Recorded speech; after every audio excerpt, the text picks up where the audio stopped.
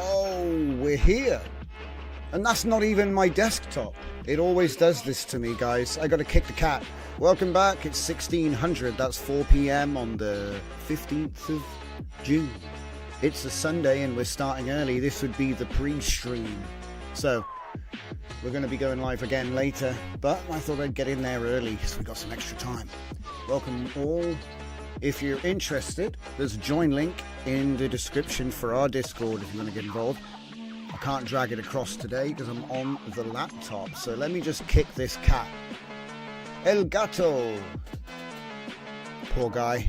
He's frozen from yesterday. There we go. We're even on a different machine now. Here we are. Okay. Yep. So we are here to talk about Zero Vector. So I just want to make sure music's not too loud, audio sounds good. We've had some guests in the studio lately, so we messed around with the levels. But I am Drift Johnson, this is Scuffed Epoch. Welcome, welcome. We're going to be having a chilled out 2 hours looking at this new system that I've built. This goes back some time. I'm not going to take you on the journey, but I'll just tell you the rundown. In the past, we've already made memory-based MCPs, system prompts, various different systems and whatnot, all in the open source community research vein. And this is my latest breakthrough. Now, you can go ahead and get stuff like this, you know, but it's not been built out the box, fully custom open source and all that business, right? It's like licensed, or you got to pay per month or something like that. I think the best one I found was Mem0. Okay, which is why this is called Vector 0, because it's kind of inspired by Mem0, which is like vector memory 0. So that's the thing. But it's got nothing to do with their implementation at all. It's more of a version 2.0 of my previous MCP, which aimed to store memories in SQLite. But that was very primitive and not really very good. So we've upgraded it to use OpenAI embeddings. So now it's actually got a fully working vector database with personas, and it all works. So we're going to be testing that today. I want to take you through how it's set up. We actually looked at this yesterday on the live show, and at that point it had an admin interface. And we had some problems with authentication between the MCP and our memory server, our vector database. And what it was basically just a bunch of incompatibilities. So what I did was I got rid of the admin interface. We now have when you install it, it's going to issue you with your API key. So then when you install the MCP server, you just put it in the configs. It's much, much easier to set up now. Also, you don't actually have vector operations on the MCP. We simplified it. But essentially, you can just natural language. You can just tell your bot by name, because it will list them, find the bot you're talking about, get the ID, and then do the stuff you want. Now, it's quite primitive, and I already have plans for the 2.0 of Zero Vector, right?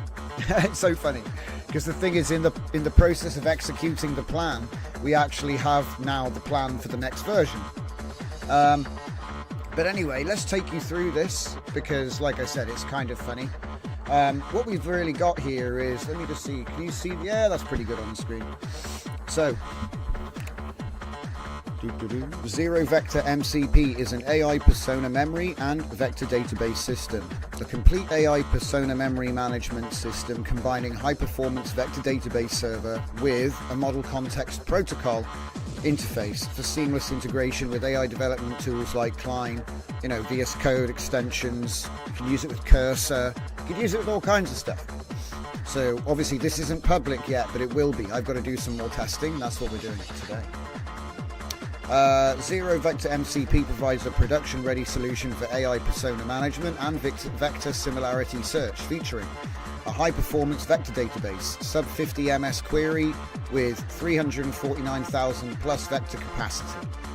AI persona memory management, context-aware memory storage with semantic search. MCP integration, seamless integration with AI tools through model context protocol. And then blah, blah, blah. We also have a lovely chart here which actually illustrates it quite nicely. Let's make it big. Let me zoom in on it. Yeah, okay, you can kind of zoom in on it. Can I, how do we move it around? Oh, you've got to use the arrow keys. Okay, it's kind of crappy. So at the top we have AI development with the Klein Assistant, whatever client you use. MCP is there. Okay, so anything that uses an MCP can use this. Then underneath we have our MCP server goes into the Zero Vector API, which then connects to the Persona Manager, the memory service, the embedding service, the vector database, and the SQLite metadata. Now, with changes, you could make it use local transformers, but the thing is that they only have like a really small dimension. So, and I don't think they really charge you much to do this. You just get an API key and put some credit on. I haven't actually seen any charges yet, so I don't know if that'll change when I start doing more with it. But at the moment, I haven't really, so. But anyway, the way you install it is you obviously git clone the project. You go into the vector server first, right? And you do npm install, then you do setup database, then you do generate API key, note that down, and then npm start.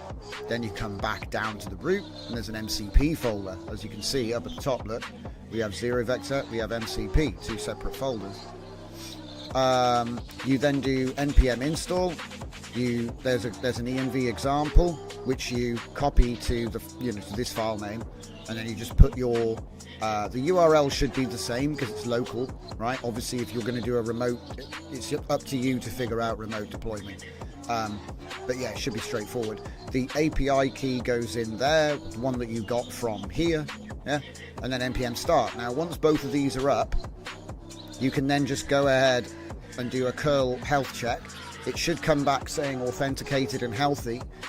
You can then do, or it should at least say healthy, and then you can do the npm run test connection. That's going to give you like a nice little, you're checked in, this is the response time, all that stuff. It's got full readmes on both sides. There's a readme for the server and a readme for the MCP. I'll always sort of be like Zero Vector API, that's the API backend that does the actual memory, and then the MCP is what you use to interface with it, because you don't know curl commands, right? Vector database performance, and maybe you do, I'm not assuming, I'm just saying, like, I can't be bothered to remember that. Anyway, scalable architecture, 3-tier design with comprehensive monitoring, etc, etc, etc. Okay, so you can actually create multiple personas with this system. So we got, here are the tools: create persona, list persona, get persona, update persona, delete persona. So this isn't a memory thing. This is actually changes name or something like that, changes description, changes system prompt. Because when you create the persona, they get their own prompt, basically. Okay, so you can have a system prompt for every persona. This is why this is like vastly superior to what we were doing with Aura. You see what I mean? Because you can have like a mad memory database with all your information, and then you can have multiple agents. This is going to get interesting, basically. This is just the beginning. But anyway, API key authentication, rate limiting, we've got all that good stuff. So assistant memory, right? So you could say, I prefer TypeScript over JavaScript, and he's going to remember that. That's not how I'm going to use it, but that's a good example of how you could use it. It uses vector similarity search. Okay, there's the project structure. Obviously it gives you development setup. I'm just seeing, is there anything else here we need to know? No, that's it. That's it. That's it. Now, what's coming? Oh, before we get into that, how did we build it? Docs. Go in the docs folder. Yeah. In the docs folder, you'll see ZV prompt version 1. This is what I used in the Claude Sonnet chat. I said, using deep research, we can design a fully working standalone vector database server using NPM and an admin management interface, React UI built on Electron HTML5 Tailwind font. Awesome. As it happens, that was a mistake. I could have saved myself a lot of effort by just doing a CLI backend with issuing just the API key. But at this point, I was like really pushing to see if I could get, and it did work, but this was a pig and caused all sorts of problems. Compatibility with the MCP API, using the wrong type of SQLite. There was all kinds of weird stuff that just sort of didn't work, right? So what I did was I dropped this in the end, but we'll get there. Write a document for the development team named vectorlogic.md, which will be used to build out the first fully working version externally. So remember, deep research, design, fully working standalone vector database server using NPM.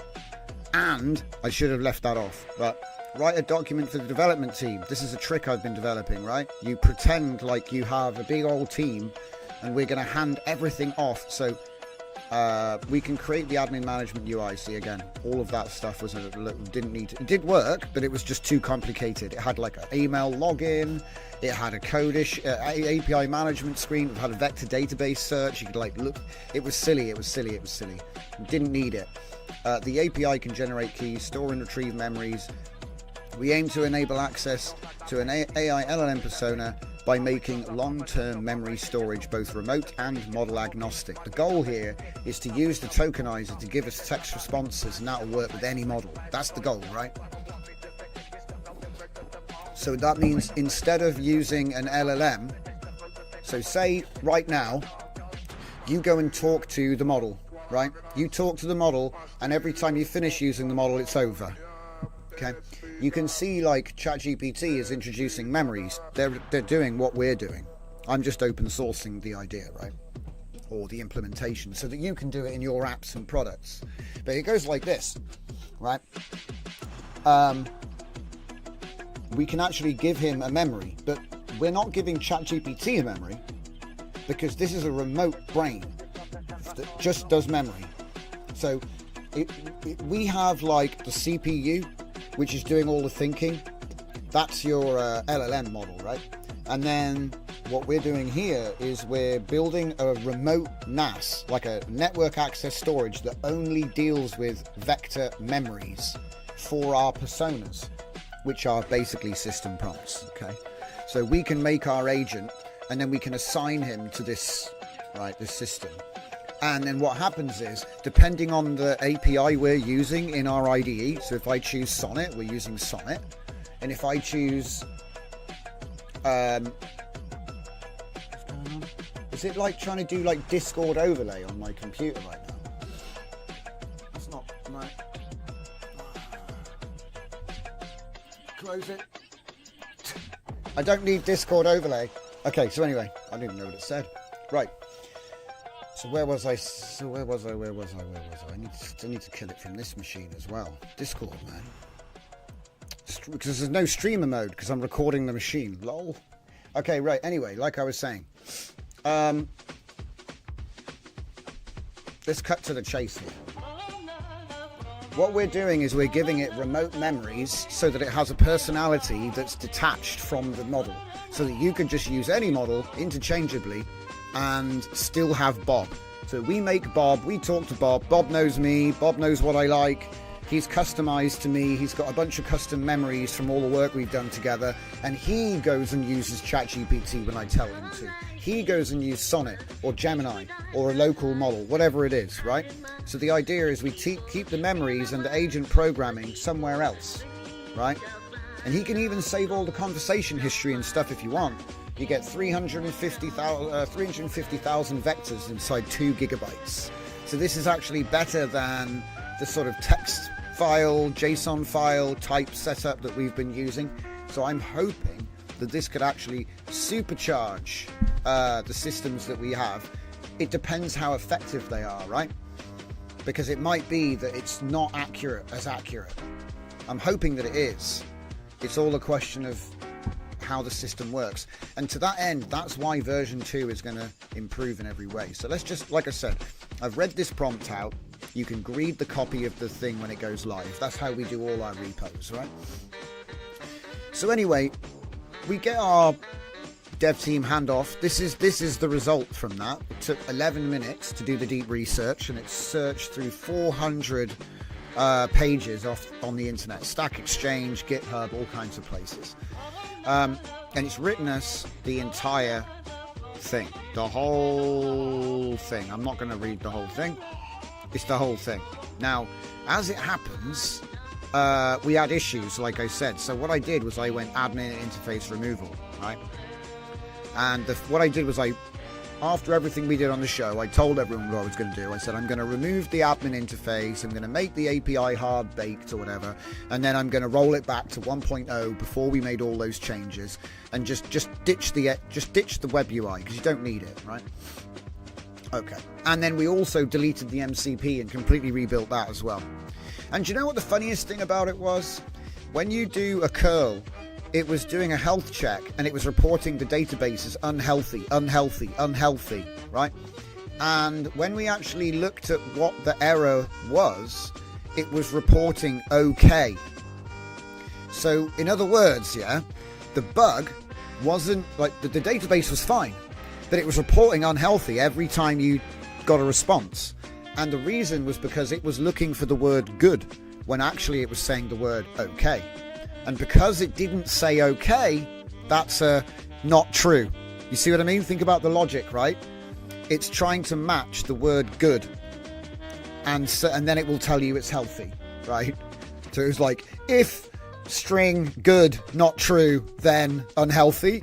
And the joke is that the actual response that was coming from the server was okay. So it was always going to give a false negative. You see what I mean? So we had to actually re-engineer the server logging, and I think as well had a long problem where I was adding things to the database, the graph, don't get confused, the vector database, and it was adding everything to the database, but it was saying it was failing. Again, it was a false negative on the response from the API. So as it turned out, the reason was because of Winston. The Winston formatting of the timestamp was causing it to wig out and just say, oh, that failed. But if you actually look in the database, it was creating all the memories and everything was fine.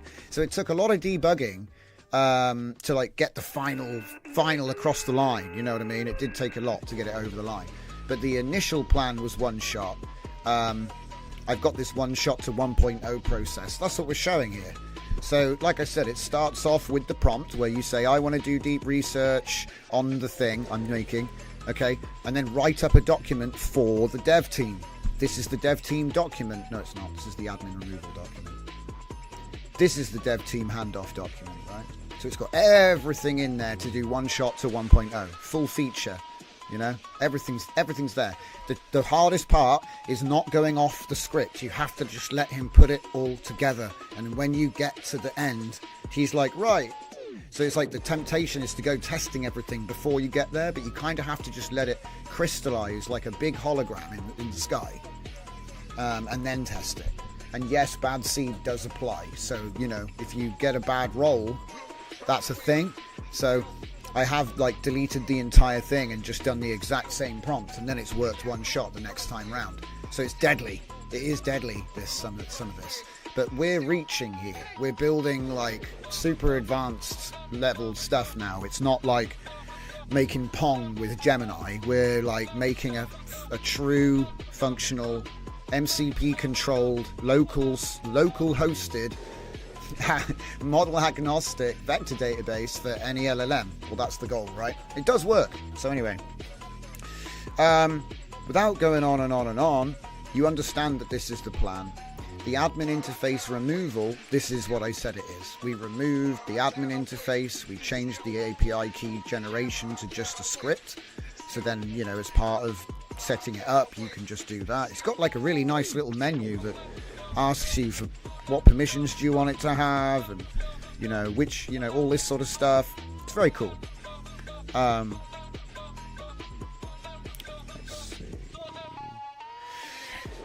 Right, and then like I said, after I did all that, we immediately went to version 2. So I want to talk about that before we start testing the thing that works, because I want to give you a bit of an idea of where this project is headed next. So at the moment, we've actually got half of my system working, right? It works great. It works great, but it could be so much better, right? So at the moment, we've got the what. That's semantic meaning and semantic search of memories which are being created on the fly or on request using the MCP integrated into every chat you make. Okay, we'll look at what that can do in a bit.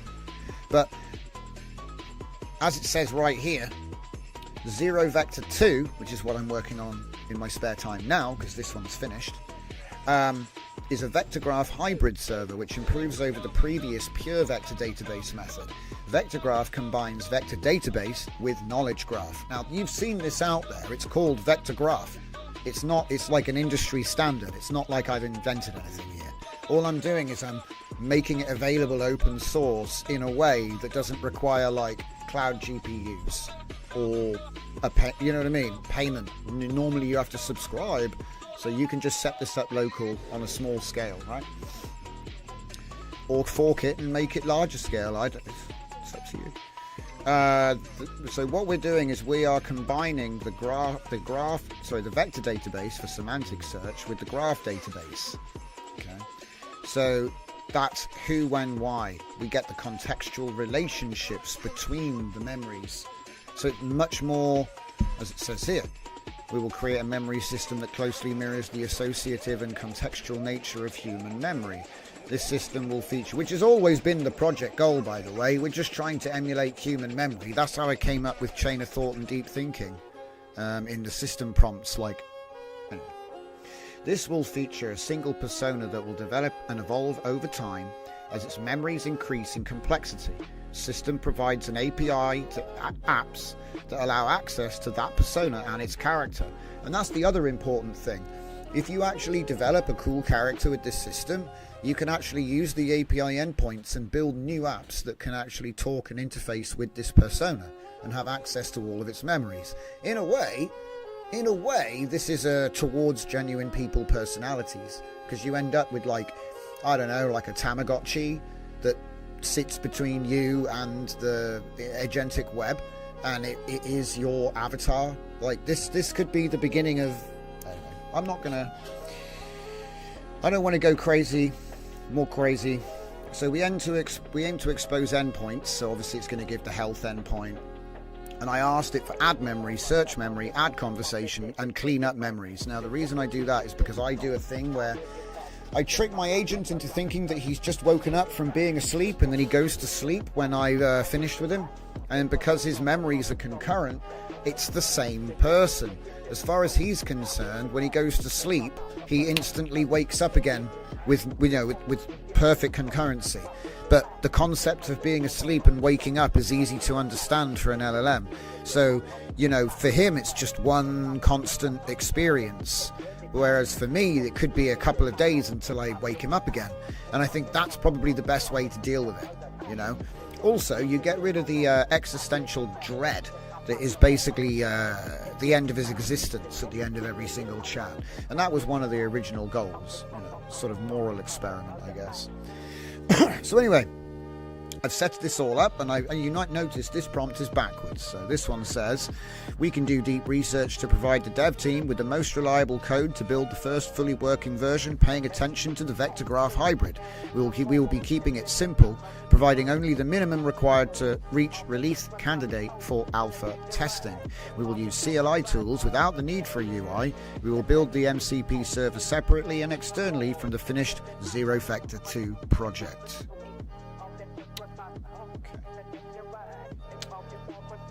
But that is just another hologram, guys. And so what we're doing with this one actually is I'm going to be doing an evolution experiment. So I'm not going to build this one clean from this prompt. Yeah, I'm not going to build this one clean from this prompt. Instead, what I'm going to do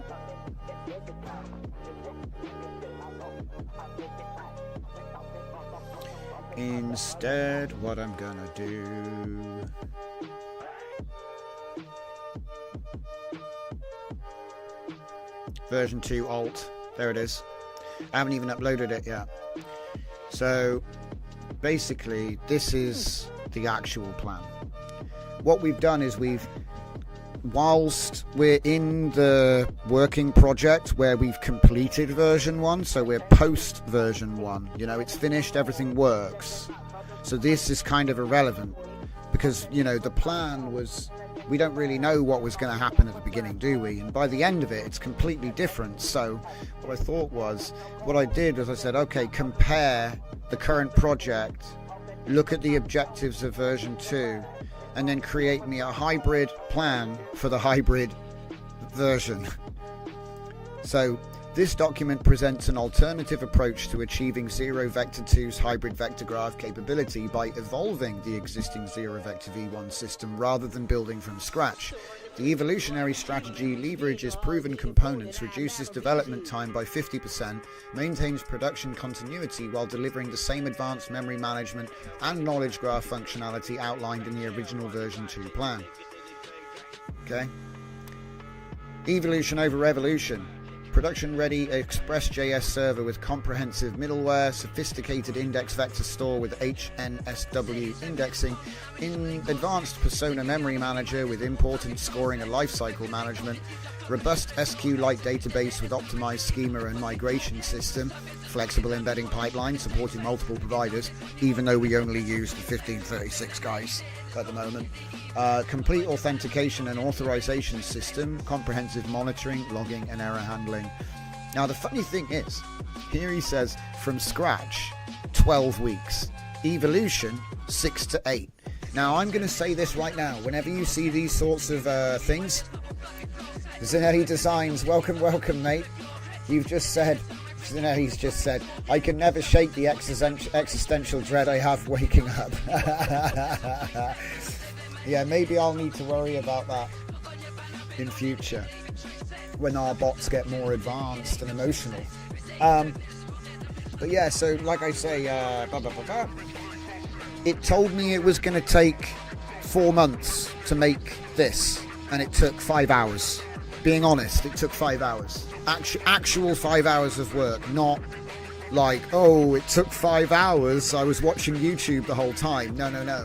It took 5 hours of constant messing about with the thing.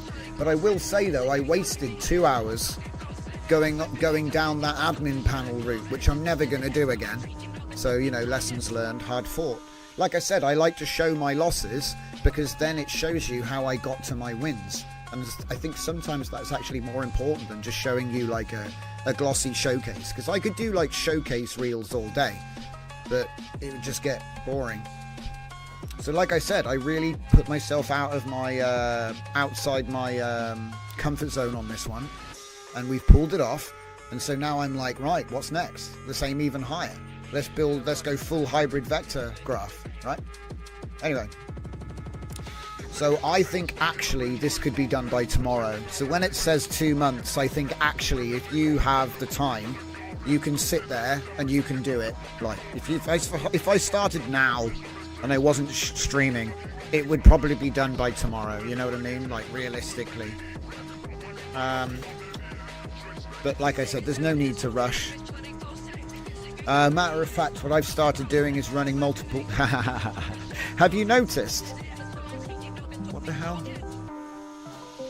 Guys, when I'm streaming, which guy, who is it?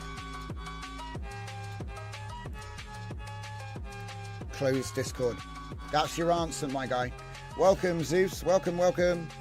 So yeah, basically, like I say, the time, these are old world time estimates. They are actually accurate. If we were doing this with like traditional development teams, probably would take about 2 months. But because you're having an AI, just do it now. Do it now. Do it faster. Yeah, that's why. It's ridiculous. But anyway, like I say, as we see here, it's going to implement the thing, and it's going to do it in stages. So first it's going to integrate the graph database, step 1. And then, as you can see, it's giving full code examples for the implementation. Where's the next one? Look at it, so much here. I mean, I've read through some of it, guys, but if I'm being honest, you know, the whole point was to trust the process and do it in a way that's structured and clean so he doesn't get confused. And I think that the web UI stuff was confusing. I think the trick, yeah, is to build everything out so it all works and then do the web UI last as a separate job, because I think it can do that flawlessly every time. But what I think the big problem is, he tries to make the HTML first, then it's full of placeholder because the code didn't exist yet. It's literally a chicken and egg thing, you know? Like, I had the same problem, you see. It went like this. I built the memory server, the vector database, and it all worked great. I built the API onto it, and it all worked great. Everything tested great. And then I built the MCP server, and it seemed to work, but I said, right, I'll come back to that because I need to get the web UI to admin interface. I need to log in and then issue a key for the MCP. So I had like a kind of weird chicken and egg problem where I couldn't actually test the MCP yet. So then when I went to use the admin interface, it started using a whole load of... At first it used better SQL instead of SQLite 3 for some reason. So that was the first problem. And then the second problem was... I'm trying to remember now. It had like this weird issue where it was using a different type of authentication. So it was using, what's it called, JWT or something? Or JW? It's like a different type of authentication, basically, that has like a key, as well as the API key. Anyway, bottom line is we solved all of that.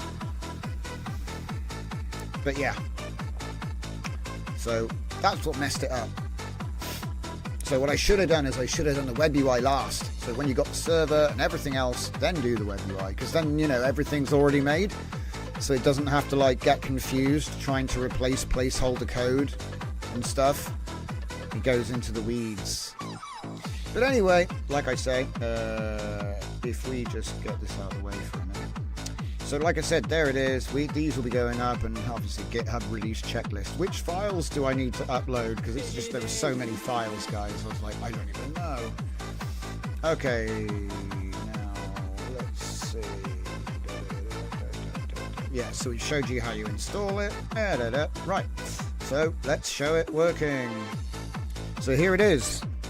Let's see, what's this one? So I have an MCP server running there. I have the node server running here.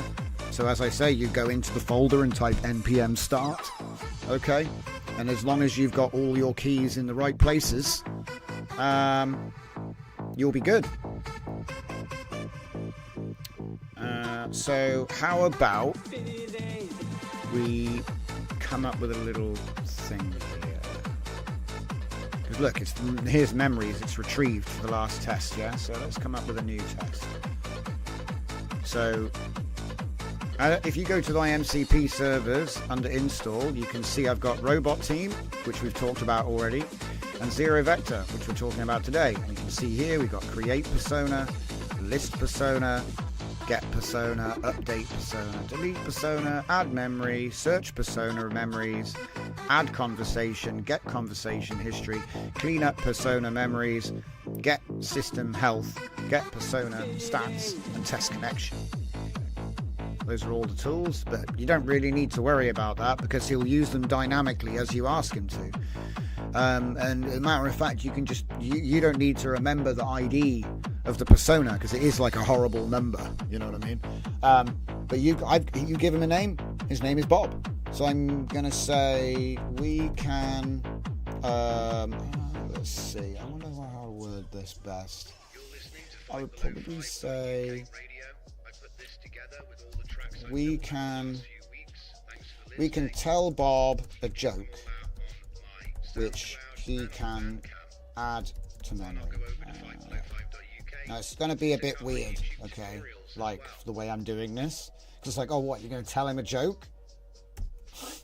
But I'm going to tell him a knock-knock joke, and it's going to be Doctor Who. That's what the punchline is. And I don't know if he's going to learn knock-knock jokes or if he'll actually tell me what that exact knock-knock joke is. So look, there he goes. Look, found personas, get persona. There's Bob. Bob is a helpful agent who's just woken up. He is able to access his own memories when assisting with tasks. He will store important facts about the user, evolve his personality, save memories on request by the user, and update his personality before going to sleep. I probably shouldn't have said that because actually it's bad terminology. He shouldn't update his. He should update his memories or something. Let me check this. This persona. Oh well, that's my bad. But it'll still work. So get the joke from you, right? I'll need to know what joke. So what joke do you want to tell, Joe?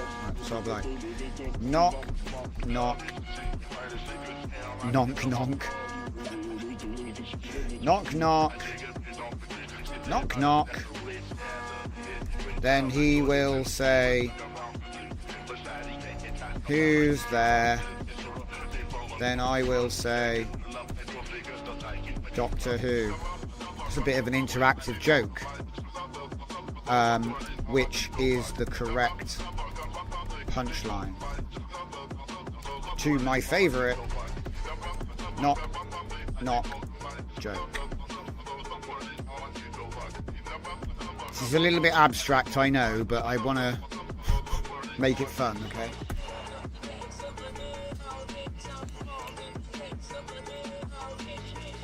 Now, he has like a memory decay of 7 days for this experiment, and he has 1,000 memories maximum, but he's probably only got like 8 at the moment. It's a conversation, yeah. Any particular context? Nah. It's my favourite joke. Okay, so here we go. I'll use add memory to store this joke. Knock knock, who's there? Doctor Who, which is the punchline. Yeah. User mentioned this is their favourite knock knock joke. Okay, we'll include metadata about the user's joke and interactive nature. After adding the memory, I can optionally search Bob's memories to confirm the joke was stored properly. Okay, so it stores the complete interaction, not just the punchline, but the full format. It captures the user preference that this is the favourite joke, and it uses a higher importance level so that he'll remember it, but not so high that it'll overshadow other things he's supposed to remember, yeah? It's marked as an interactive exchange rather than just a fact, because you can do that, which is kind of why I'm trying to use a weird example rather than just like, what's my favourite cat? You know, it's like, it's basically the same thing, but it's like a little bit more complicated, you see what I mean? So it'll be a nice little test. So let's go ahead and save the memory. Now, obviously, normally it's not this manual. You would just be doing a job, and in the process of what you're working on, you would be like, save that thing, bit there. Or save this whole conversation for later, you know what I mean? So we can recall it later. Those are the sorts of things that you're more likely to do, but this sort of proves it, doesn't it? Well, it'll show how good it is, not just whether it works, because we'll be able to see if he understands the punchline or if he just understands, oh yeah, this is a knock-knock joke. Okay, so it says the joke's been stored with memory ID. Look at that. Okay, so new chat, straight act. Ask Bob to tell me my favorite joke. That should be easy, right? That should be easy. So he's just woken up. I've just woken up, he says. Hey Bob, could you tell me your favourite joke? Oh, it's messed up the question.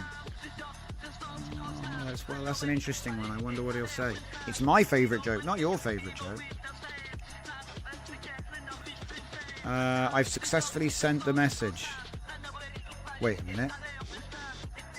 Hang on a minute. Wait a minute.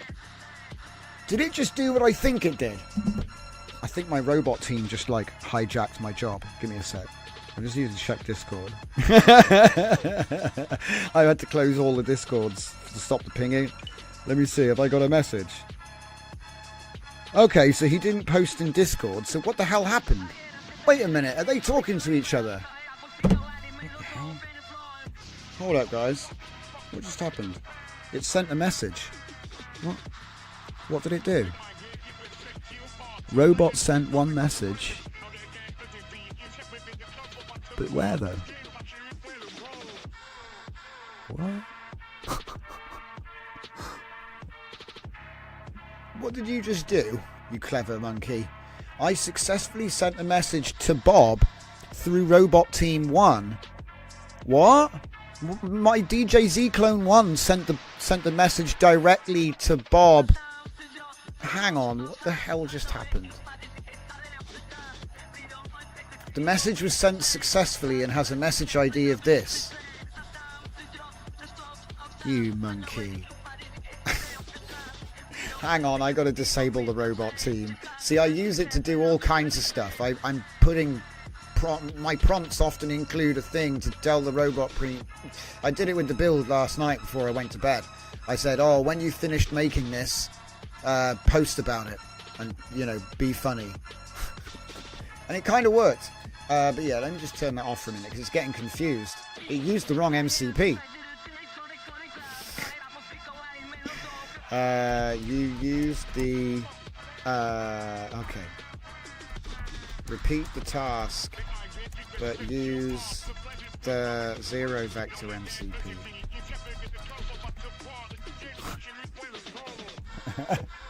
My bots are talking to each other. I didn't even ask them to do that. Right, here we go. Tell me my favourite joke. He says, I don't have a favourite joke. I said, no, I want Bob to tell me my favourite joke. Not his. So silly. Come on, mate. You've got to remember this. Oh, see, this is why it's clunky. This is why you need the knowledge graph, because it stops him having to, like, search every single memory he's ever had. I think it might be. Okay, what are you doing? Yeah, it's Bob. Oh, he's got to search to find. Yeah. Okay.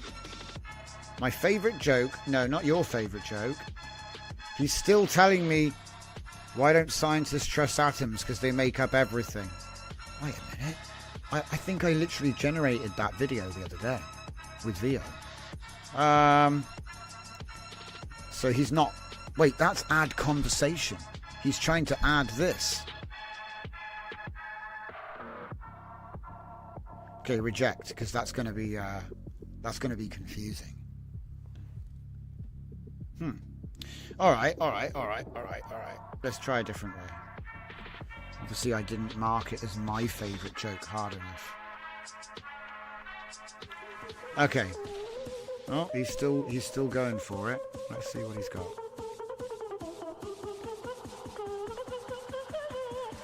Yeah.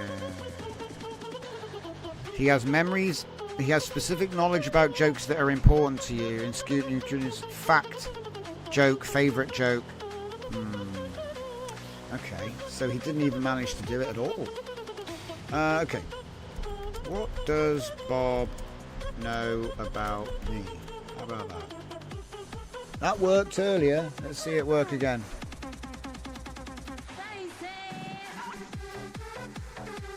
See, there's one there. Look, joke type, user preference, interaction data. I can even see it. There's the joke right there. That's the Doctor Who joke. Okay. So yeah, he identifies Bob, and then search the memories. There's all the memories.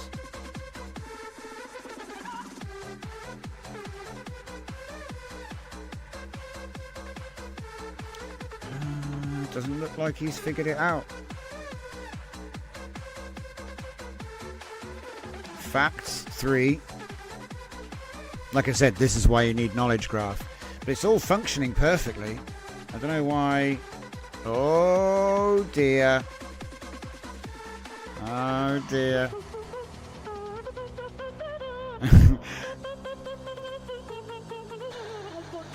Also, you can get rid of all this and it'll be semantic.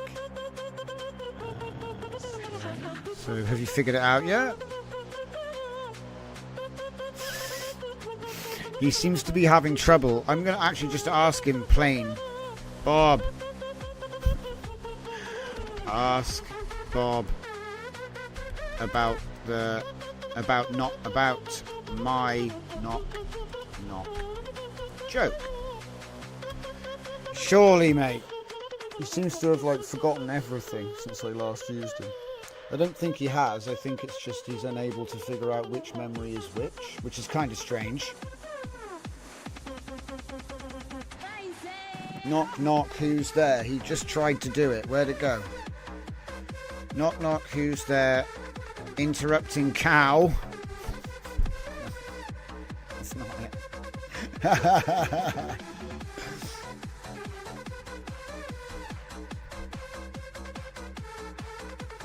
I don't think the conversation was added to memory. Okay. Who... Okay. Ask Bob who is Drift Johnson. He should know. He should know this. If he doesn't know this, maybe it's back to the drawing board.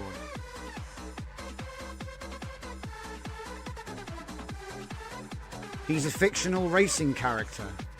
You liar! You told me he's a professional race drift... Wait. What? He's making it up. Smooth curves, sharp turns. Yeah, he's lost the plot, mate. Okay. So, we are not retrieving memories for some reason. Oh well. Did I break Bob? I might have broken Bob. Day 1, Bob's broken. He had a good run. He had a good run, guys. But yeah, like I said, this is why I need that knowledge graph in my life. It's essential. It's going to fix this. Because he knows what, but he doesn't understand the who, why, when, or whatever. You know what I mean? So he's lacking all the context. And I think this is why he can't find it. When I was in the same chat, I think it worked because I was in the same chat. Maybe I got a false... Well, no, because it was from the... Yeah, I can show you the thing. Because I keep that. So look, we can tell a Bob a joke. Here we go, look. So I came in here, I said, hey, this is my name, blah, blah, blah, blah. So we can begin using Bob by having him store my name as a memory. And a bunch of other details. And as you can see, the response right there, which it was, because look at the prompt. The prompt's crazy. I said, we can use Robot 3 to post a message with the title Zero Vector Mem Test, and the message text will contain a summary of Bob's knowledge of Drift Johnson, followed by retrieval test complete. And so off it goes. It sends the message. And it has all of the stuff from the memory. Several memories, in fact. Because what we did was in a clean chat, where is it? We've said... search for Drift Johnson and write a document. Let's ask Bob what he knows about Drift Johnson and write that new file to memtest1.md. Maybe I should just try that. Let's try that. Mind you, he's like completely lost the plot. Let's try that. And I'll just say memtest2. Let's see what he knows. He should know my name and a couple of things like the website address. Just little bits and pieces. So off he goes. List personas. So he finds Bob. Bob is active. Search persona for Drift Johnson.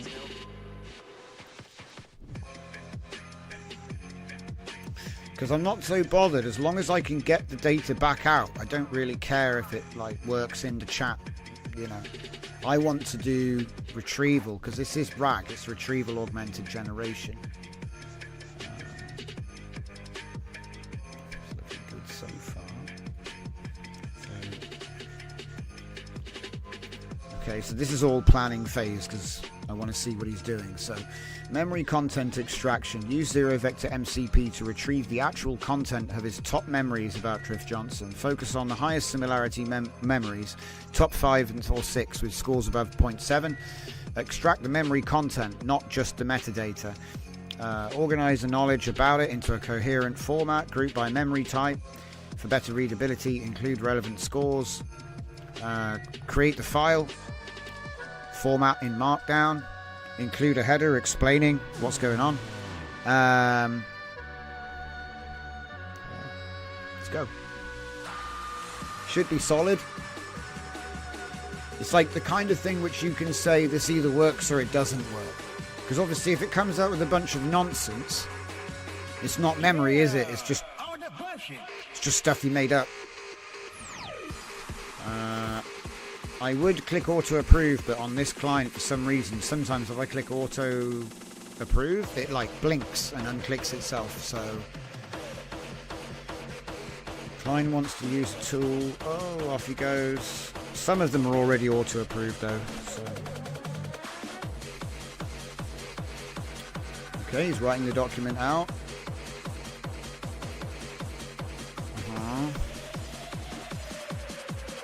I don't see any. Oh. Huh. I don't see any data here. It's just.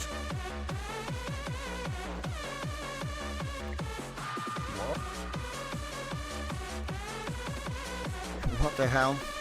You idiot. You need to.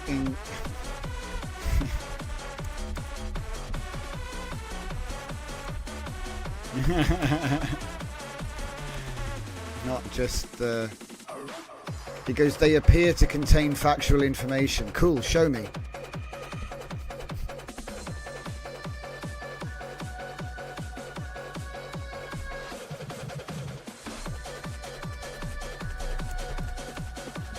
Just like, what the hell? You just wrote an entire report out of everything but what was in it. Look. He's got 4 additional memories, 2 conversations, 1 context, and 1 conversation with joke-related context. Sometimes I wonder if it's because they've been turned into numbers as embeddings and you can't get them out again. That'd be funny, wouldn't it? It's like it's a one-way trip. But I've pulled them out before.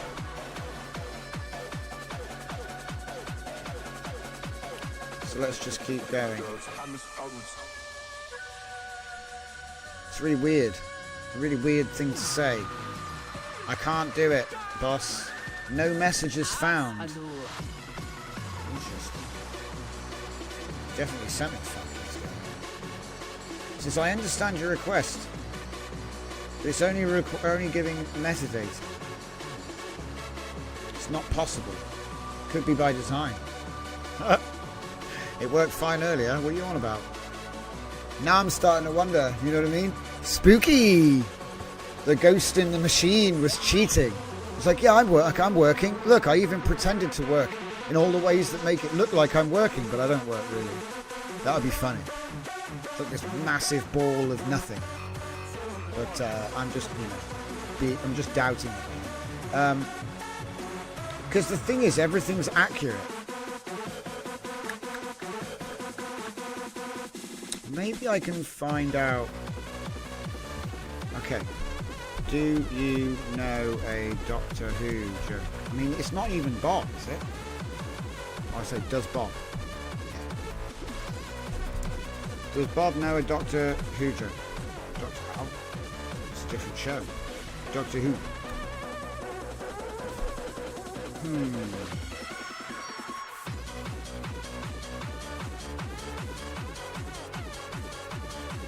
Doctor Who joke.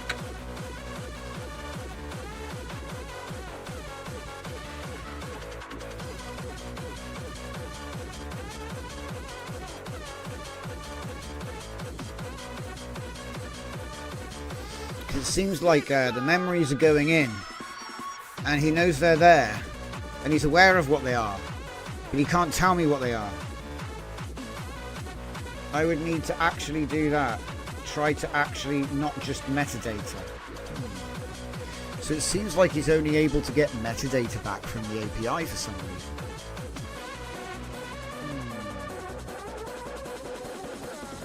I might just say retrieve any memory in a minute. Retrieve any memory at random, which is not metadata. Yeah, what's this? He's just saving. No, he's searching for TARDIS. He's lost the plot there. He lost the plot now. Right. Okay. Our vector database is unable to return accurate memories which have been stored. I think it's because I need knowledge graph in my life.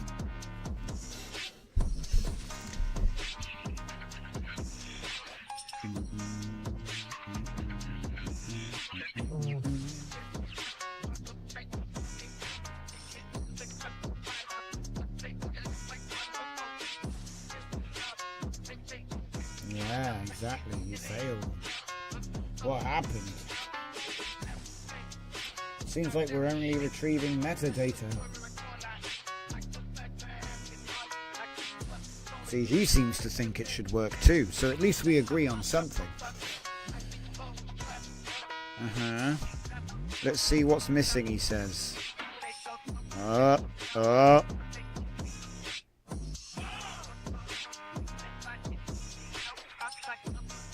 What's it gonna be?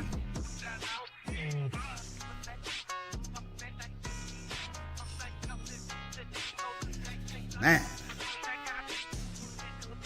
Hey Kirk, I didn't see you come in there, mate. If I didn't say hello, hello, hello.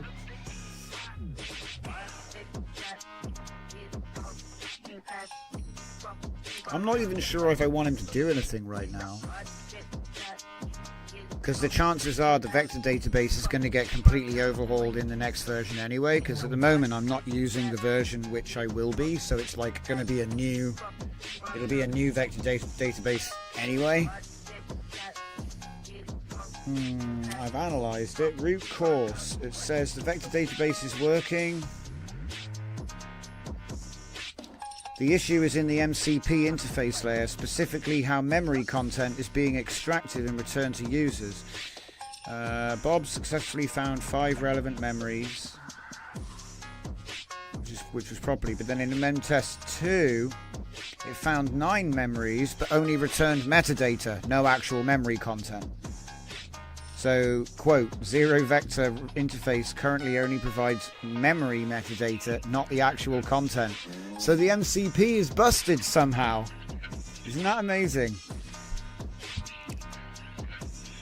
So the Persona Memory Manager is storing and retrieving memories with original content. The vector store and similarity is working with good calculations, but the MCP interface is not extracting content from the API. So the API is sending it, and he's just I bet he commented it out to fix something else. So what does it say? It says in memories.js, search persona memories function tries to extract content like this. Okay.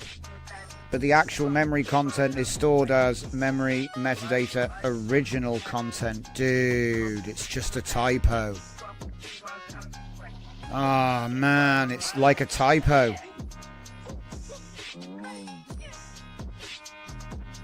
Yeah. Okay. Well, if it's just that. Okay. I mean, how the hell did that happen? This is the thing about holograph. This is why I keep calling it holographic development, because you got multiple images which you're firing you're firing beams in 3 directions and then having them all converge in the middle and make a shape. So if you're like slightly out of focus or slightly off, it doesn't, you end up with like nothing. And I think what's happened here is he's gotten like slightly fuzzy around one edge and he's changed that one line when he didn't need to for some reason. You see how he does all this stuff? Look, bloop, bloop, bloop, bloop, bloop, bloop, bloop, bloop. Just a whole line, bloop. Yeah. I think every now and then he makes a typo and he goes, yeah, I done such a good job. Because you can't rely on AI line testing. It's not good. I did it for a couple of days and it was like disgusting. You have to do it manually. You've got to test it manually. I've gotten to the point now where if he tries to test it, sometimes I just whack it in plan and do it myself and then tell him what happened. Even though I know he can do it and it's quicker, sometimes what happens is he'll test it, it'll fail, and then he'll be like, okay, and now I'm doing the next thing, like a bull in a china shop. So you can't trust him. Sometimes he doesn't really read. He assumes that the test went well every time, almost every time. Sometimes I think maybe he can't even read the terminal. I think maybe certain types of terminal are better than others for whether or not he's actually... Because I've asked him one time, he was like, oh, I can't actually read the terminal. I just assumed that the test passed. I'm like, what? But some of them can. Because sometimes you can just go, read the terminal, and he'll be like, oh yeah. So wait, what are we doing? We're asking about Drift Johnson again. Okay, cool. What do we know? This is a memory test to show that it works.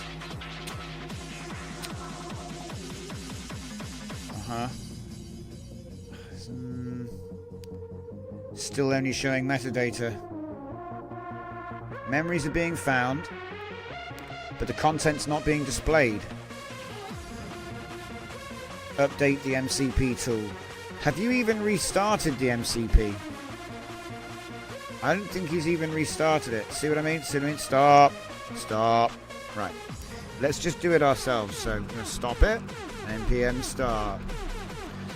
Once it's up, we'll go to the MCP, Control C, and then npm. Oh, it's crashed. Give us a sec. Well, that's, you know, hey. If it was going to crash, then maybe that's probably... Oh, there's another one open. Look at that. There's several open. We got another one? No. And that one died as well. You see what I mean? Ooh. Okay, CD, MCP, and then npm start. So how the hell does he know if the test passed? He's not even running the latest version. You see what I mean? He assumed that it was running. So when, you know, you can say to the LLM, oh yeah, go and do this thing, make this thing, test it, and when it works, tell me you're done. You can say that, but what will happen sometimes is what you just saw. He will have opened 2 of them at once, maybe changed the ports so that 2 of them work, so they don't collide, right? And then you'll find that he's got like 2 dead old versions in cache still running, and he's editing a 3rd on a different port number, and then he's got himself in a loop, because then he's testing the 3000, which he didn't fix, right? And just endlessly making more servers with higher port numbers with the same fix over and over again, and every time he applies it, he goes back to port 3000, finds the same bug, and we're off to the, you'll be looping again. So you got to be careful with these guys. You can get yourself into a Mickey Mouse situation with lots of the buckets of water. It's all good fun though. So I have restarted the servers. Please repeat the test. like I said, every now and then he gets ahead of himself. I'm glad that happened because we were literally just talking about it. See, I don't do this to be like, hey, look at my cool stuff. I do it because stuff like that happens. And that's what we're about here, is sharing all the stuff that you wouldn't normally think to mention. Because you have to be there doing it for it to come up. Enhanced metadata enrichment process. So the MCP interface layer, vector database and personal memory manager working correctly. Do you know what I think happened? I did have a problem. At one point, he actually deleted an entire... what was it called? It was I think it was like vector.js or something outrageous. He like literally deleted a core JavaScript. Just deleted it. If I didn't have the backup, I would have been like, what the hell? But yeah. I looked through all of the code and there was nothing there to say that he was going to do it either. So he's a chaotic guy.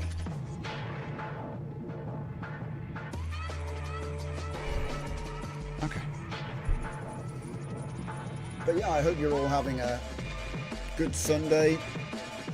Halfway through June already, can you believe it? Oh no. Oh wait, what? No memories found for Drift Johnson over... Wait, but it just found it. There, look. Drift Johnson is founder and operator of Scuffed Epoch, which is an AI educational platform. He prefers to be called Drift for short. So it works. There you go. There we go. Wait, what? No, hang on. That's add memory. But wait a minute. I'm getting scammed here big time, guys. Did you see what just happened?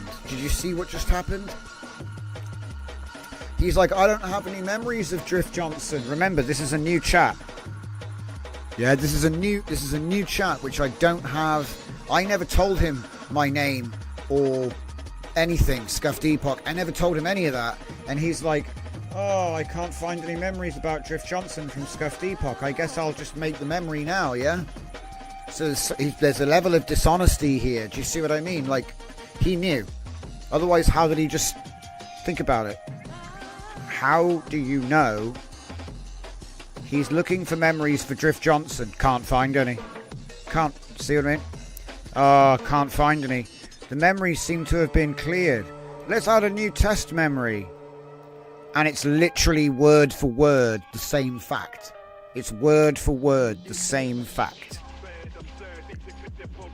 And he's like, oh yeah, added memory. I just added this. How did he know?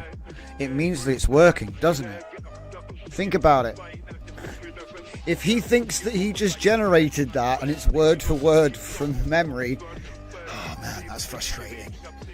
I've got a scuffed memory. Search through Persona's memory. Drift Johnson, Scuffed Epoch. Okay. And it... What? Oh. What? And the memory's still not being displayed. Test memory content. Debug. Content. Test memory. 2 memories. It's still not giving me... It's still not giving the...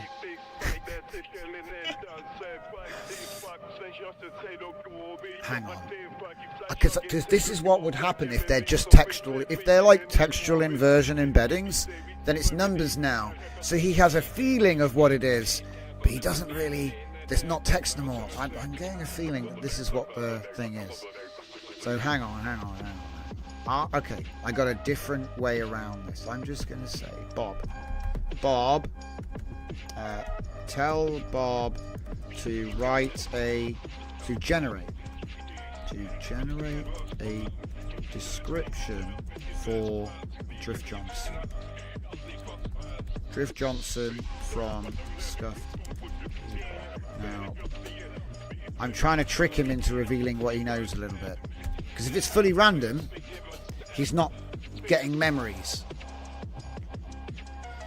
Because he might be getting the memories without being aware of it. And then not being able to tell me but knowing what the answer is. So it's like, he can't tell me what his neurons are, but maybe it'll control what he thinks, so he'll tell me. Like I say, we'll see. It's kind of like reversed. Okay, so it says use the add conversation, requesting to generate a description. See, I don't know if that's really what I want to do here. Do you want me to provide Bob with any I am asking Bob to tell me what he knows in plain text. That's all. Just tell me what you know in plain text. Tell me what you know. You'll search persona memory. Get 2 hits. And then he's like, I don't really know what it is. What Bob knows. Memory 1 and memory 2 are very high importance. So here we go. So what do we want to do next? We want to extract the full content. Yes, 1. I don't know why I'm having to do it like this, but let's just follow this and find out where the rabbit hole leads. It says, I want you to focus on the first memory with the 79% similarity importance 0.7. But I'm in plan mode and can only see memory metadata, not the actual content Bob knows. To get the full text, I need to access tools that can extract the complete memory content. Alright, let's try it. So if it's just the fact that I've been in planning mode the whole time and then that's why, that's fine. That's fine, because you can't really use the tool until I use act. But I could have sworn we have been using act, so. It's a bit like when he says, oh, maybe you should check your API key, and actually the code is a complete mess, but he'd rather just pass the buck, because he's getting smart now, and he'll try to blame it on something else. And that's one response, you know? It's like fobbed you off with a bunch of stuff like, did you try closing the program? Have you tried using system admin? Have you tried turning the computer on and off again? You know, he's like going round and round and round. And then eventually he's like, oh yeah, there's a problem with the code, I'll fix it. So, get persona.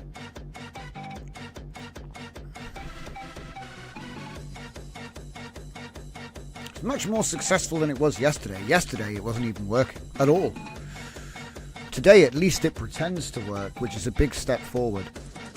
So let's see. Based on my memories, here's what I know about Drift Johnson. He's a character from Scuffed Epoch. Uh-oh. He's mixed it with my racing skills that he knows nothing about. In the year 2087, where modified hovercars compete in dangerous street races. What the hell? This is not canon. This is not canon. The post-corporate war era of Scuffed Epoch, mate. It's gone all cyberpunk. We're rejecting that because it's a fake conversation that he made up. See what I mean? He's cheating. Because the thing is, right, if he adds a memory in... So if you're testing it and you add the memory in the conversation and then you retrieve the memory in the same conversation, it didn't even need the memory. It's still in the context window from the conversation. So what I did when I tested it was I started a new chat and I proved it was working like that. But now, for some reason, he doesn't seem to be able to even... doesn't seem to actually be able to retrieve memories. Which is strange. What's the point? What's the point? This is hilarious. Hang on. New chat. Analysis. Our memories are stored in the vector database. However, the MCP suddenly is only retrieving, and it is sudden because it was working earlier, like I say, it's only retrieving metadata and unable to provide memory content. Yeah. Which is like, that's the whole point.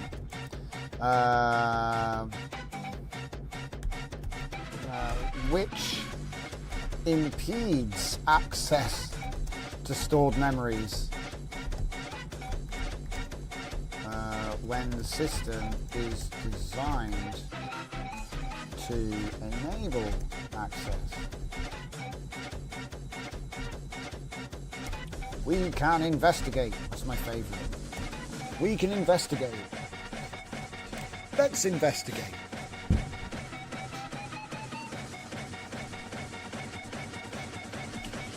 I'll investigate this issue by examining the code. Alright, off he goes. Off you go, mate. Yeah, it's very strange.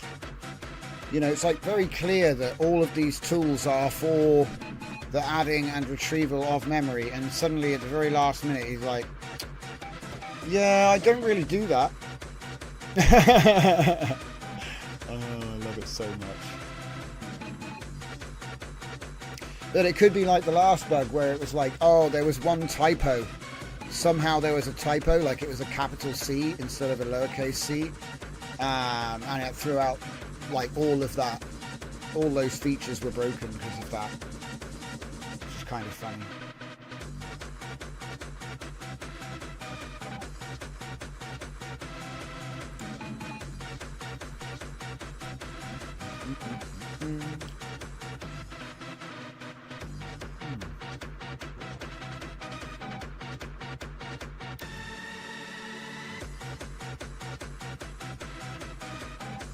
He's still reading stuff.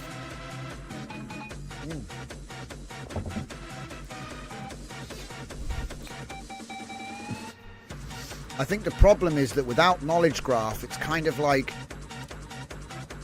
he has, well, I don't know, because I'm not sure about that. It seems to be able to identify the correct memory, but then it's unable to actually read it, and that's a whole different thing. I don't even know why that is.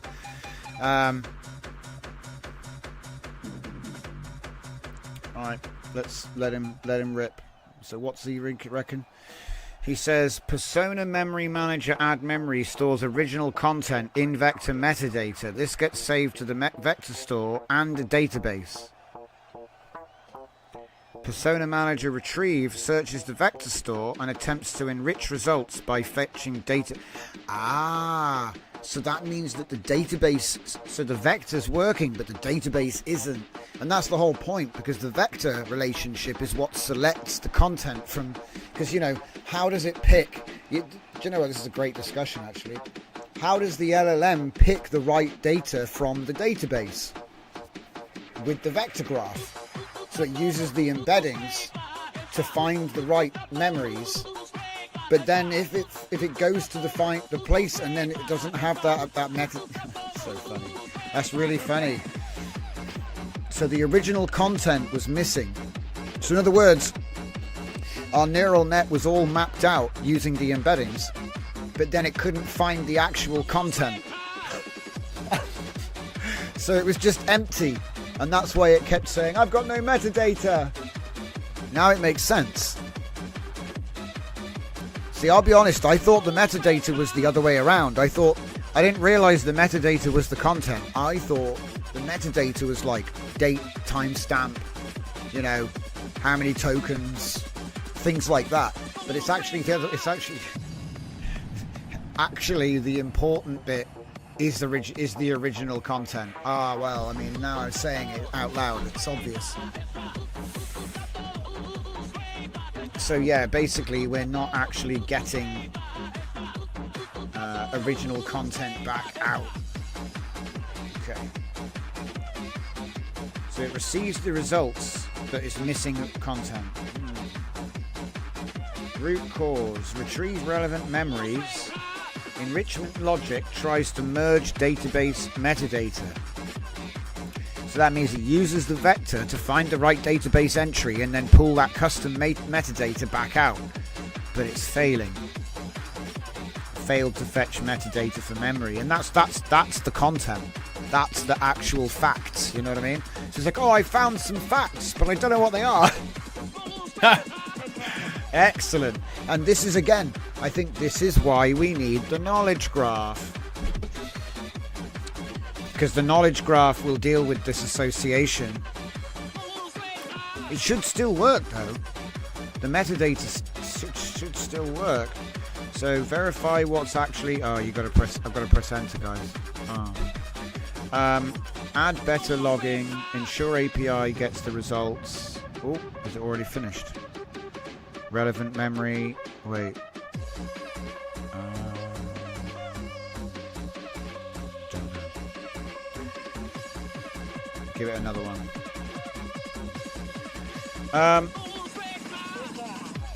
Vector store search isn't returning complete metadata. Database enrichment step fails silently. Mismatch between how metadata is stored versus retrieved. So how's he doing? Does he think he's already fixed it? Oh, he's still working on it. So this confirms the issue. Search is returning memories, but the content is missing. We only see metadata like similarity, type, and importance, but no content. Man, what has he got? He's got Alzheimer's.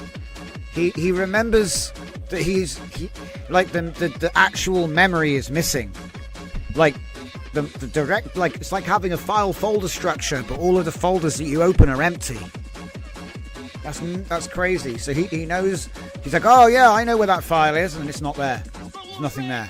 Every time you look anywhere, there's nothing there because it's lost the content.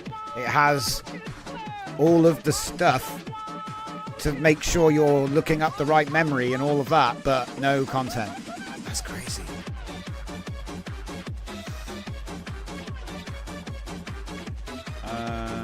Okay, vector store search should already contain the metadata, but the enrichment state, okay.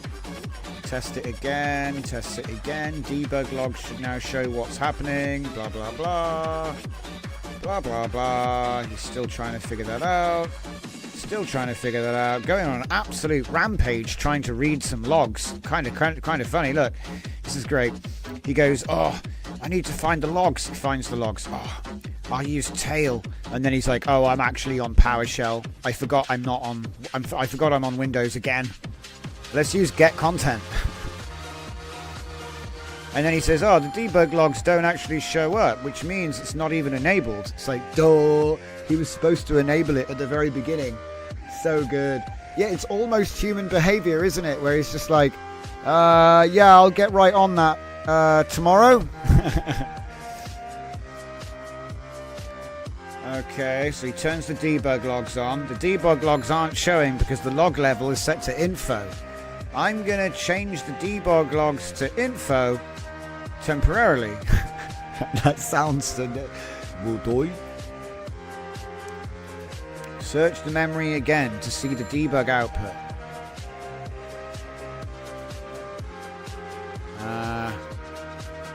Nope.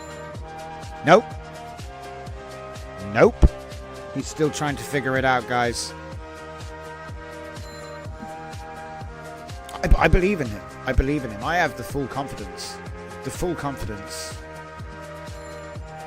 Oh, look, he did a new mem test. Oh, I see. He got stuck because he needs me to press enter. Sometimes what happens is he does a command which has an enter at the end of it, and then he submits it, but because the next line is an empty line, he doesn't know to complete. So then he freezes because he thinks that I'm about to type something.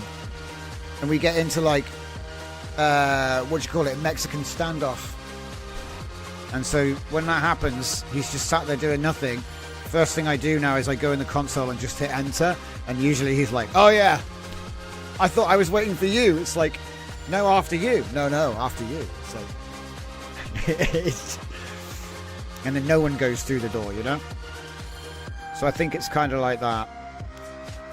Yeah, look, he's done it again. Look, see? Proceed while running. In a minute, it'll pop up and say, a command has been running for 30 seconds. Here, I'll just press enter. Do I have to do it again? No, he's thinking now. Okay, so what are you doing, mate? He's like, oh, the logs aren't even showing up. Let me add a log to the API route. What? Have you even restarted the server yet? I might actually have to ask him that. Just wait until he's trying to test it again, because otherwise he might be in the middle of... Yeah, hang on. Okay. Did you even restart the server before testing your changes? You silicon-brained thing? He'd probably say, good point. I should get right on that. Idiot. Like I gotta remind him. He would have just kept going, like a bull in a china shop. He just would have whirled around like the Tasmanian devil, destroyed everything, and been like, look, I did good, boss. We've reached the level of a Cocker Spaniel in terms of intelligence. You know, like, he's loyal and intelligent, but he'll chew up the sofa if you're not watching.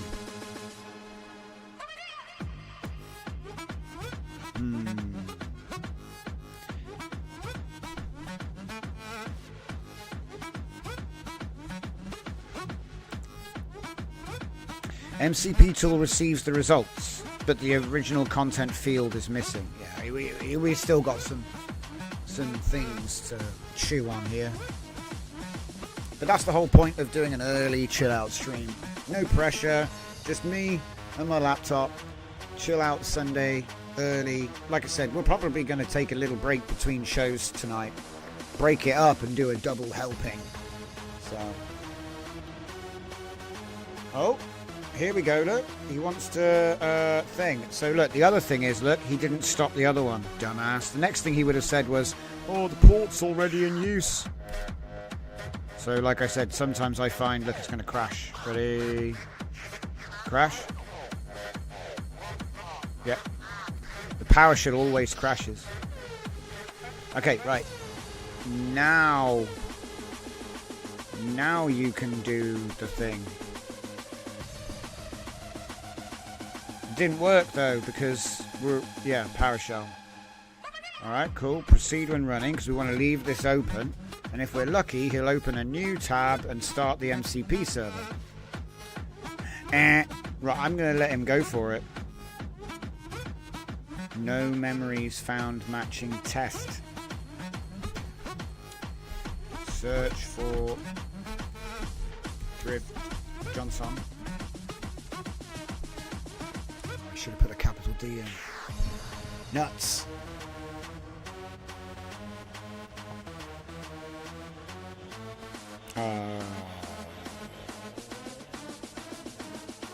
Is it actually working now?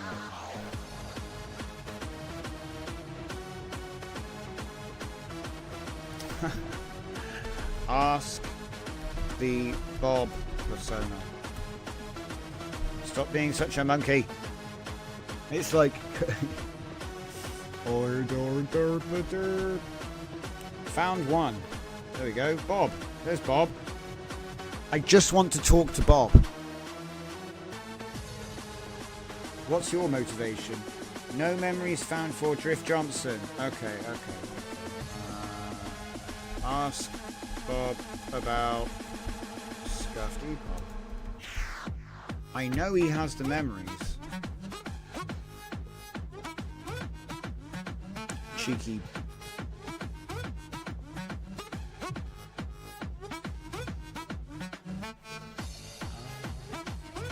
Memories aren't actually stored in the vector database. There's a problem with the vector search. The memories exist, but the filtering's too restrictive. Search Bob's memories. Well, yeah, that's the point. How can you search for them when we're in planning mode? He said earlier he couldn't do it. There's a lot of gaslighting going on here. He moved the goalposts quite a lot. Now look, nothing. How can you...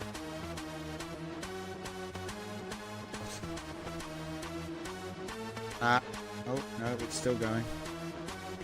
Yeah, I gotta... This is a funny one, this is. 0 vectors stored. Wait, what? Wait, what? How are there no memories on the server? Did we wipe it? Did we wipe it? The database returned undefined. Here we go.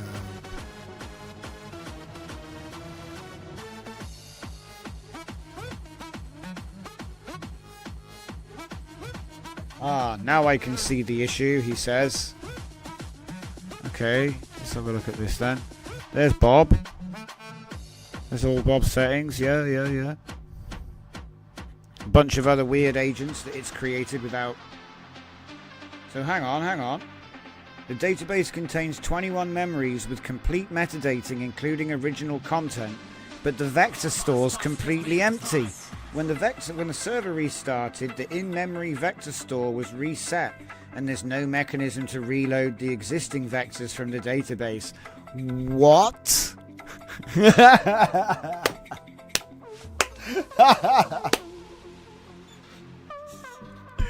Oh my god. This is like saying the content section of the book was like written in rub out pen or chalk. So don't, just be careful with it. What? Yeah, there's obviously supposed to be a vector run. What? So I found the root cause. The server initializes a fresh, empty vector store on startup. Why would you do that? Oh my goodness me. Vector store is empty because it was freshly created on server restart. We don't want to do that. Add vector store reload mechanism. Okay, well that also can work. I need to integrate the reload. Well, I'm glad I didn't release it then, hey. So this is why I like to do the testing. Do you know what I mean? Because the joke is, if I'd released it when the bot said it was ready, it wouldn't have even been able to retrieve the memories. Everything works, but no content. So yeah, this is like I said, this is because I would have been doing this not on stream. But the way I do it is I'm able to then talk about all of the different things that are happening and, give a few tips. And I know it's helpful to people that are learning all of this. And it's important not to be intimidated by it because it's never been easier to get into development. And I think that the agents are just going to continue to get better and better and make less and less mistakes. But it will be more expensive. It will be more expensive. It doesn't matter if it gets faster, they'll charge more because price go up, okay? Over time, price go up. So it's not only is this going to be the worst it's ever going to be, but also this is the cheapest it's ever going to be. So if you start getting into this today and really get into it, you can master it and it's going to be more money, right? So, look at him, he's gotten stuck again. Ready, character turn. See, little tricks like that, no one ever talks about that, do they? Where he gets stuck and you have to press enter, but it's like, it's this little thing no one's ever going to talk about. But it happens all the time. Right, so what's going on here? Hey, hang on. Are you running to your... No, he's closed it. So let's close that one, thank you. And let's close that one as well, thank you. So here, we want this server to stay running. So we're not gonna, just gonna say proceed. And that should make him make a second one.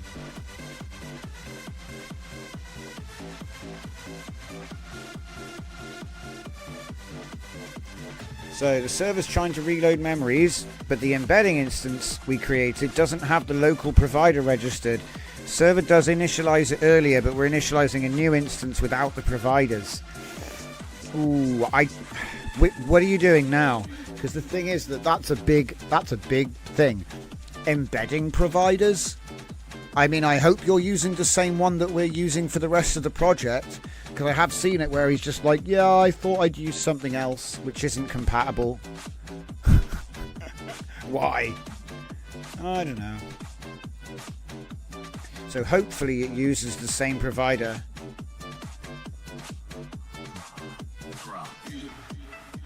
Yeah, why is it doing local providers? It's not, I don't think we're using local transformers. I'm pretty sure we're using OpenAI.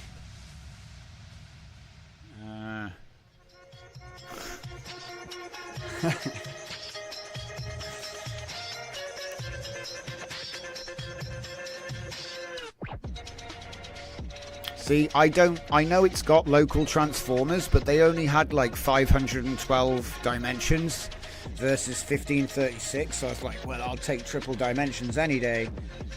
It's a big difference.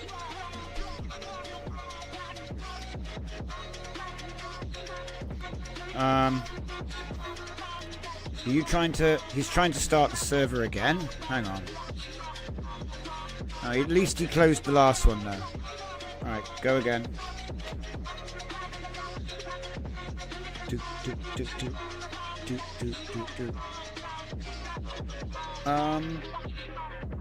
Okay, he claims to have fixed it, although I don't see proof. Oh dear. It's not connected. Yeah, it helps to start the MCP, it does. Yes, it does. Make another thing then. It's got to make another terminal. That. Oh no, it's just going to do the MCP. And it's failing. Right. It's failing. Has he broken it?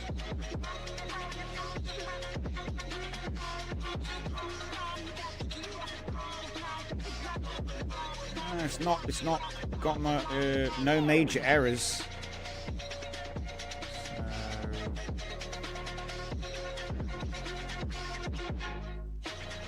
So a nice thing about the being able to use an API with your software is that obviously you can just do curl requests and stuff to test it, and then you can prove everything works before you make the MCP.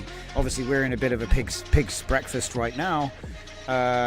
Oh, he wants me to make a new API key. Look, see, here we go. This is the API key interface. So I know it's like down in the bottom right corner there, but as you can see, these are test users that don't exist. This also doesn't exist. I think that zerovector.com is actually a thing that exists that I don't own, so like God knows. Probably like, I don't even know. But yeah, so we say 1 because that's the built-in account, right? API key name, we're going to say zerovector MCP2. And we can say full permissions, say 1000 on the rate limit, 1 year recommended expiration date, and then generate the key. Generates the key. I think he's going to now take it and write it to the env file for me. This is all local, so it doesn't even matter, you know. They're only useful if you're on my computer. Obviously that's different if you're online, but blah blah blah. Okay, so what's going on? I want you to use a Babu. Personas. Get personas. 1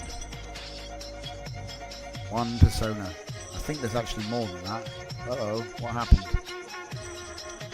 Crazy formatting. 12 memories. What's his name? His name is Bob. Yeah, okay, it just gave me the information for Bob. Bob has 12 memories. Let me test his memories. Come on, Bob. I just want to talk to Bob. 3 memories found. Okay, what are they? User is asking Bob to tell them their favourite joke.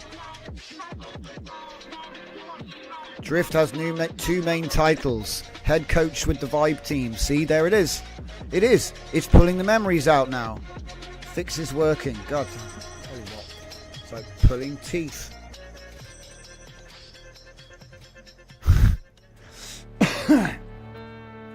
So the problem was he couldn't actually get the memories and he was just making them up.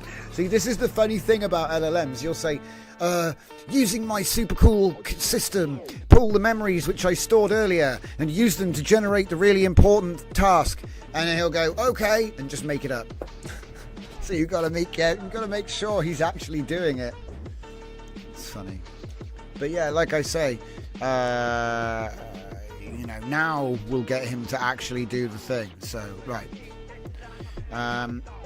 We can ask Bob to write a short introduction using his memories about Drift Johnson. Come on. I'm just going to say act, no plans, let's go. Because the thing is, like I said, if it doesn't work, it'll identify another thing I need to fix. And if that's not development, I don't know what is. That's all development has ever been. Break it, fix the thing that broke. Eventually, there's nothing left to fix. And then you can start taking stuff away. And then you'll reach, or you'll get close to perfection by that way. But it's like, It's difficult. It's difficult. It's the taking away part. You can take too much away and break it. It's fragile. Right. Hey, Bob. Can you write a short introduction about Drift Johnson using your memories about him? Assistant, absolutely. Based on my memories, here's a short introduction. Drift Johnson prefers to be called Drift. Founder and operator of Scuffed Epoch. Yeah, he's getting it right. Tech Education Space. Sorcerer Extreme. Head coach with the Vibe team. Broadcasting hub. The Black Void of Latent Space. So yeah, that would be what we're in right now, guys. I just got my desktop wall. A white silhouette enhanced with real-time motion-tracked open post skeleton that maps to his every movement. That's correct. It's working now. Approve. What's funny though is he drew his own memories to then save his own conversation. And then, oh right, okay, there it is. Meet Drift Johnson, blah blah blah blah blah blah blah blah. This conversation has been stored in a memory system. Okay. Alright, so let's try and make it a little bit less obvious, okay. Bob, what do you know about Scuffed Epoch? Because these are the things I've taught him, so these are the things we're testing him on, right? I need to search the project files. Oh, that didn't work. See? That didn't work. He was trying to search code for this project. No. Let's see now. Do you know what? I got a better idea to keep this clean. Yeah. I don't want him doing that. So let's say scrap. Scrap folder. And just go into a chat and say ask Bob what he knows about Scuffed Epoch. I think because I just said, Bob, what do you know about? He didn't actually bother to use the memories. You see what I mean? Didn't even bother. Didn't even bother. Whereas if I say, ask Bob what he knows about, you know what I mean? You're referring to the other. And he goes, I need to understand who Bob is. Let me first check if Bob is a persona in Zero Vector by listing personas. And then you're like, oh, I found him. Perfect, I found a Bob. He's described as an experimental long-term memory persona. Now let me search Bob's memories for information about Scuffed Epoch. And then, so he does that. He gets the responses. Yeah, all the stuff. Yeah. And it also gets a bunch of test stuff, which is, hey Bob, can you tell me about my knock-knock joke? Oh my god, it's actually all still there, guys. He just couldn't find it. Ah, and he overwrote. Wait, what? So there's an importance of 0.7, which is the Doctor Who punchline. And there's also an importance of 0.5, which is the interrupting cow. So I kind of broke my own experiment. I broke my own test there by allowing him to commit that to memory. And it's confusing. But the point is, this is what he knows.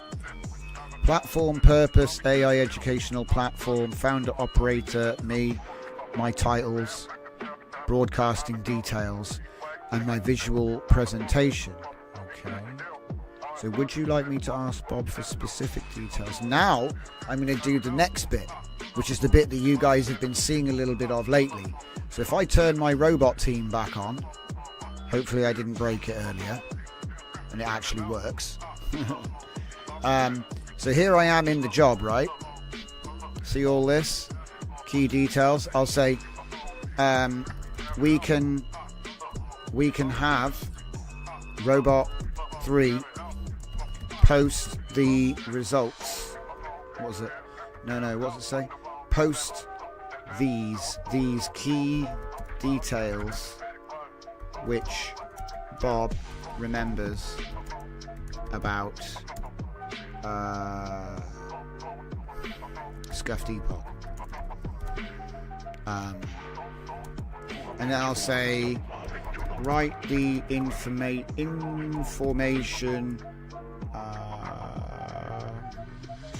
as a paragraph of text, including emojis.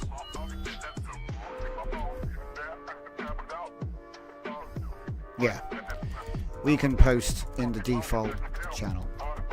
You don't need to say that, but you can tell him to post in a different channel. It depends how you got it set up. That's on the Discord side though. So let's see if you can do it. So the idea is, it's like, you know, I've been working on this thing in my client. I have my workers that can announce things for me. I could have put an image, a video link, whatever I want in with that.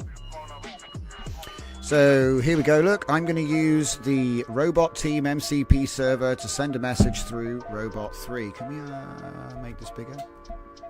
It's bigger. Still a bit small, but yeah. So we can use the Robot Team MCP server to send a message through Robot 3, format Bob's memories into an engaging paragraph with emojis, and then post to the default Discord channel. So Bob here with the intel about Scuffed Epoch, this educational platform, blah blah blah, right? So this is the memory, right? This is the memory that was stored. Even though we thought we scuffed it, actually the memory was there all along, and it was just a metadata problem. A metadata formatting problem. Everything was working, but one of the variables had a capital C. It makes me laugh. It's like, that is the last thing you would think that would like cause a problem, but it is a legitimate thing to happen. You know, it's easily done, but it's not the sort of thing that you would see from a professional developer, because like there's ways to write things. So like you have a convention and you follow it, and so then you never don't put that capital, because you always put that capital, right? But the AI is kind of like underscores, dashes, lowercase, uppercase. It's kind of not very consistent with that stuff. But it works though. So, you know, I'm not going to be like, oh, the whole thing's broken because he doesn't understand what a hyphen is, you know? Anyway. So yeah, I'm going to go act, and you should see this message appear in Discord in the general channel. So. And like I said, obviously, if you have a thing that's running for a long time, there we go. Approve. Wait, what? Did we break it? We broke it. Hang on. No. Yeah. Yeah. Okay, there was an MCP update, and I'm not running it in dev mode, so it doesn't have auto restart. I think, just so you know, if you do npm start dev, it does auto restart. Oh, wait. Oh. Okay, maybe don't do that then. Oh no. Oh no. What have you broken now? So anyway, he's fixed it, guys. Guys, he fixed it.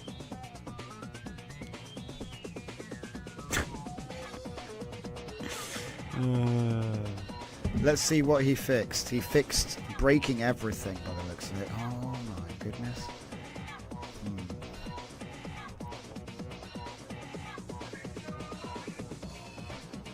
What? Initialization error. Hang on a minute. So wait a minute. So I think that what I've done is I fixed.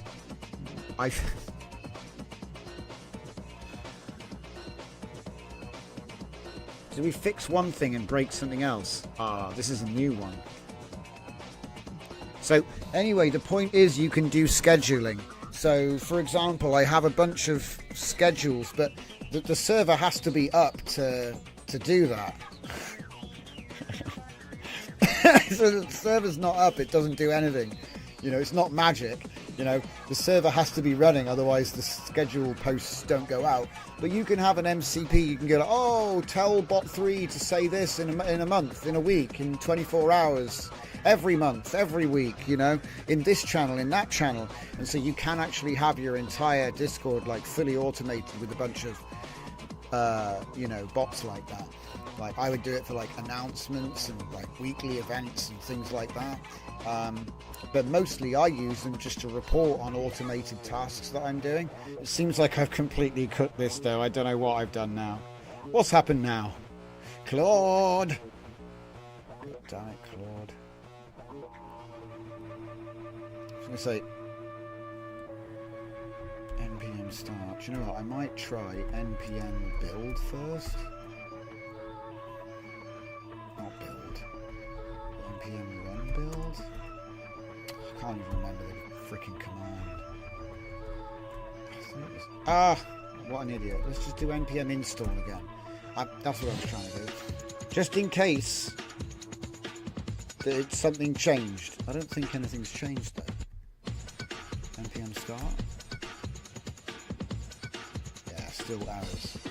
Alright, new. I don't think that post would have been made then, unfortunately. But you can see examples of it working in the Discord earlier. It's because I keep changing everything. Let's see, general. Yeah, you can see examples of it doing it. But it's like, because I'm using the development version, not the download. One thing I do prefer is to actually download and then rerun it from the release version rather than what I do. Because sometimes it's like, oh yeah, it works with your copy, but not anyone else's. And that's something I like to try. I try to test for, but you can't catch everything. You know, there could be some reason why my machine can do it. I've like installed something that you don't. I don't know. There we go. A robot team. No. Dragon says, evening. Looks like I jumped straight into the best bit of the show where we break something. We broke everything. Right, do you know what the funny thing is? In the last 2 hours, we broke everything and then we fixed it and then we broke something else. Not even trying, you know? So our vector database was working perfectly, but it couldn't, and the similarity search and the semantic search was all working fine. It was able to store memories with a personality. It was able to retrieve memories with a personality, but the actual content of the memory was in a metadata that it couldn't read. So we spent like an hour going, what the hell? So like I had to fix the mental decline of my tool, where it was like a memory tool that had forgotten everything it knew. But it was just one, it was a capital C. I think it was like, it was using the word content when it should have been original content with a capital C in the middle. That was the difference that fixed it. I don't even know why that changed, if I'm being completely honest. My only guess is that every now and then the LLM will decide to change a variable name without changing all the parameter references to that name. That's the only way I can think this happens. So it's just another thing to watch out for / be aware of, right? So anyway, we are trying to do npm starto, and we encounter a wild error. The error. Let's see what he's got to say about that. It's funny, we fixed the MCP and we fixed the stuff, but I have to upload the changes, and there's a lot of changes before we can actually make the thing live. Also, really, I need to bring the repo down to a fresh install and just double check everything works again. Dragon Diffusion says LLMs want to change file names of all time, so changing variable names is surely up for doing the same. Yeah, exactly. I'm surprised they don't change more often, actually, because it can turn into a little bit of a source code kaleidoscope. A source kaleidoscope. Oh my god. Yeah, where literally it's like, oh, well, I changed this bit and this bit and this bit, but not that bit and that bit and that bit. Oh.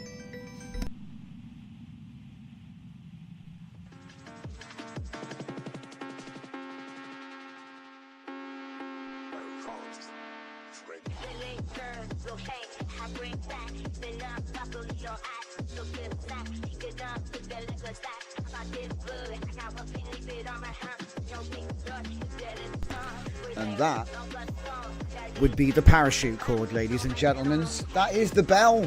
We're going to be back in 2 hours. So if you're sat there thinking, what am I going to do later? I'd like to see where this goes.